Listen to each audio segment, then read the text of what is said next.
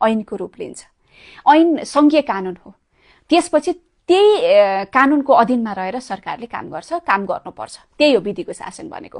प्रतिनिधिले कानून बनाउँछ र त्यही कानूनको अधीनमा रहेर चाहिँ सरकारले काम गर्छ। यो कानून निर्माणको सामान्य प्रक्रिया हो, यसरी नै चलिरहेको हुन्छ।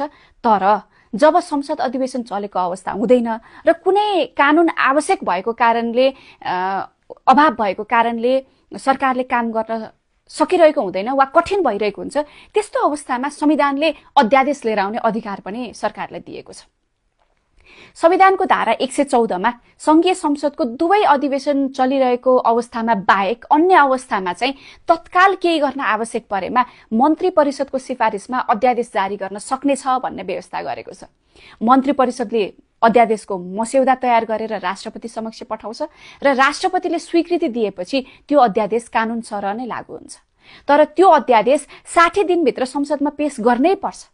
यदि संसदले पारित गरेन भने अध्यादेश स्वतः खारेज हुन्छ। यदि सरकारले त्यस्तो अध्यादेशलाई स्थायी कानून बनाउन चाहन्छ भनेदेखि संसदबाट पारित गराउनै पर्छ, त्यो अनिवार्य नै हुन्छ। अब यो सबै कुरा बुझेपछि अध्यादेश किन सधैँ आलोचनाको विषय बन्छ त? आखिरमा संसदमा जाने नै रहेछ, किन आलोचनाको विषय हुन्छ त भन्ने कुरा पनि बुझ्न जरुरी हुन्छ। विगतमा धेरै सरकारहरूले अध्यादेशको दुरुपयोग गरेका उदाहरणहरू छन्। विगतमा यस्ता दृष्टान्तहरू पनि छन् जहाँ अध्यादेश ल्याइयो, स्वार्थ पूरा गरियो र त्यसलाई संसदमा नल्याइकन खारेज गरियो। त्यसैले अध्यादेशप्रति अविश्वास र आलोचनाहरू हुने गर्छन्। तर यसपटकको सन्दर्भ चाहिँ निकै फरक छ। यो सरकारले काम तीव्र गतिमा गर्न चाहन्छ। केही क्षेत्रमा कानूनको अभाव वा अस्पष्टता भएका कारण काम अगाडि बढाउन कठिन भइरहेको थियो। त्यस्ता कानूनी अवरोधहरू हटाएर तुरुन्त निर्णय गर्न कानून आवश्यक थियो र हामीले अध्यादेश लिएर आयौं। अहिलेको सरकारसँग संसदमा बहुमत छ, लगभग 2/3 नै छ। त्यसैले कुनै कुरा लुकाएर वा पर्दा पछाडि बसेर योजना बनाएर खुसुक्क गरिरहनु पर्ने अवस्था छैन। संसद मार्फत कानून पारित गर्न सक्ने क्षमता यो सरकारसँग पर्याप्त मात्रामा छ। यो सरकार द्रुत गतिमा काम गर्न चाहन्छ। सामान्य प्रक्रियाबाट विधेयक पारित गर्दा हुन्थ्यो नि त, कानून ल्याउँदा हुन्थ्यो नि त भन्ने कुराहरू पनि हुन सक्छ।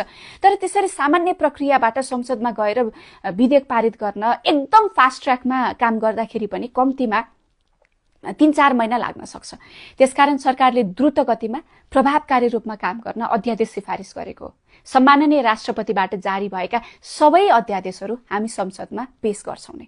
यो अध्यादेश कुनै छद्म उद्देश्य पूर्ति गर्नको लागि ल्याइएको होइन।